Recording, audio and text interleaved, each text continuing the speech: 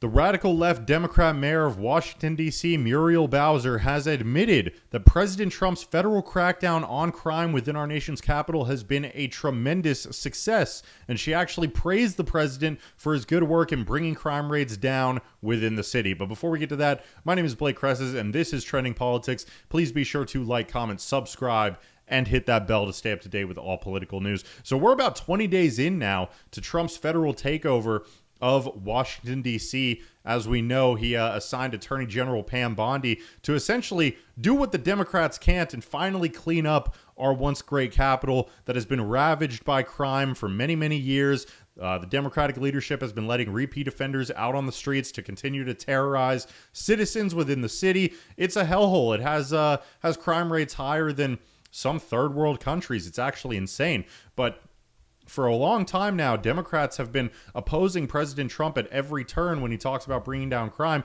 because, as we all know, the Democratic Party is the party of criminals. But now it appears that he's been so successful that even the most ardent left-wing Democrats simply have to praise what he's been doing because it's just such a popular policy. As President Trump says, stopping crime is a 97-3 issue that Democrats often find themselves standing on the wrong side on.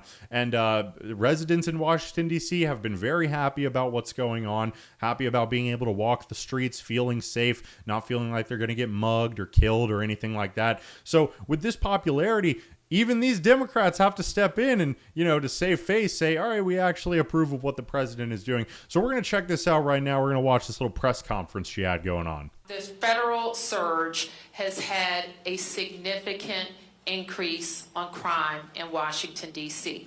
And we greatly appreciate the surge of officers that enhance what MPD has been able to do in this city.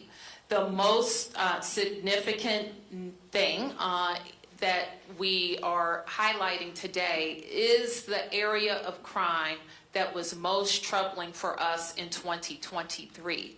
Now, we have driven it down over the last years. The difference between this period, this 20-day period of this federal surge and last year represents a 87% reduction in carjackings in Washington, D.C. I want to say that I have been personally engaged with Attorney General Bondi and the President's Chief of Staff, Susie Wiles, and I spoke with the President this afternoon. And I was reminded of our first meeting after his re-election where we discussed shared priorities for the district. There, I was reminded that the president's interest in cities predates his time in office, and his knowledge of D.C. had significantly increased from the first time he was in the White House. We will be supportive of the president's $2 billion request to improve infrastructure, especially federal infrastructure in the district. Sometimes people are surprised when I make this statement, but it is a fact. We have a relatively small encampment problem in D.C. It, however, is highly visible. So this week, I think Thursday or Friday, we are going to do another census count of unsheltered people in D.C. That will give us an accounting of if any tents remain, where those tents are, the number of residents living there, and the number of people who may not be in tents but are still on the street. We want to know where they are so that we can connect them to services and get them to come inside. We know that we have had fewer gun crimes, fewer homicides, and we have experienced an extreme reduction in carjackings. What we know is not working is a break in trust between police and community, especially with new federal partners in our community. We know having masked ICE agents in the community has not worked. And National Guards from other states has not been an efficient use of those resources. Earlier this week, activists were out front of the D.C. courthouse during arraignments that lasted well into the night, about 100. My understanding is a good portion of them were no-papered. I just wanted to get your thoughts around that, just seeing as though police are arresting people. Yep, that's a great question. We don't have any information around what the courts have done or what the U.S. Attorney has done. We just don't have that information available. You know, I was going to say it's really telling how great of a job President Trump is doing when you have radical left Democrats like Bowers coming out here and praising what he's doing in his crackdown on crime. But of course, she had to throw in the complaints about the masked officers and ICE. They always have to defend illegal immigrants. It's their most important voting bloc, if you weren't aware. But, you know, and I just want to touch on that for a second because you have a lot of Democrats who freak out about ICE wearing masks, telling them to unmask themselves. And the reality of this is these Democrats want our federal agents, these federal officers, ICE, to be attacked publicly. They want them to be doxxed. They want their faces to be out there so that violent criminals, their voters, can go and attack them and attack their families. Just throwing that out there. But anyways, this is still revolutionary. You know, again, seeing a radical leftist actually commend President Trump's crackdown on crime. She cited all those statistics talking about the crime rates being down. Really something special. But we're going to move on to this next clip where she was questioned by one of the reporters at this event. Thank you, Mayor Bowser. Joe Khalil with News Nation.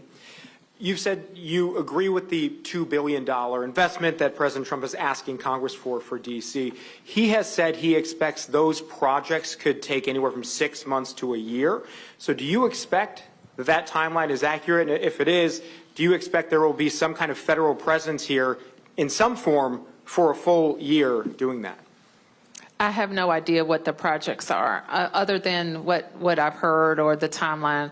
Our experience with those type of projects is they take long, but I couldn't comment on that because I don't think there's been a listing of projects. And you've acknowledged here that some of the crime has come down significantly in the federal takeover here. There are surge in the federal surge. Excuse me. There are several other cities President Trump has floated also for potential National Guard presence. A lot of those cities' leaders have pushed back on that. Would you recommend that they accept the Guard or federal resources as has happened here?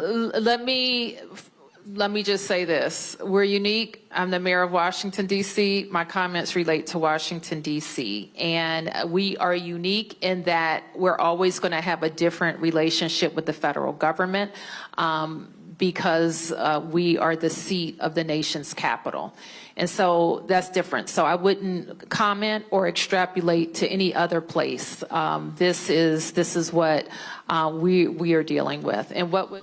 She really hates that word takeover. It really offends her sensibilities as a strong, independent girl boss. But yeah, so she was questioned as to whether or not other major Democrat hellhole cities like Chicago should think about accepting Trump's offers of sending in the National Guard or the federal police. And obviously, she gave a relatively good answer. You know, I'm the mayor of D.C. I'm going to worry about D.C. But this is really what it's about because Trump is trying to expand and reclaim the great American cities, starting with Washington, D.C., but hopefully moving on to places like Chicago. And the real point, if you live in one of these major big blue urban areas, just remember that President Trump has proved that crime is a choice. Living amongst violent criminals, rapists, thieves is a choice. Not a choice that you get to make, but a choice that your elected officials inflict upon you.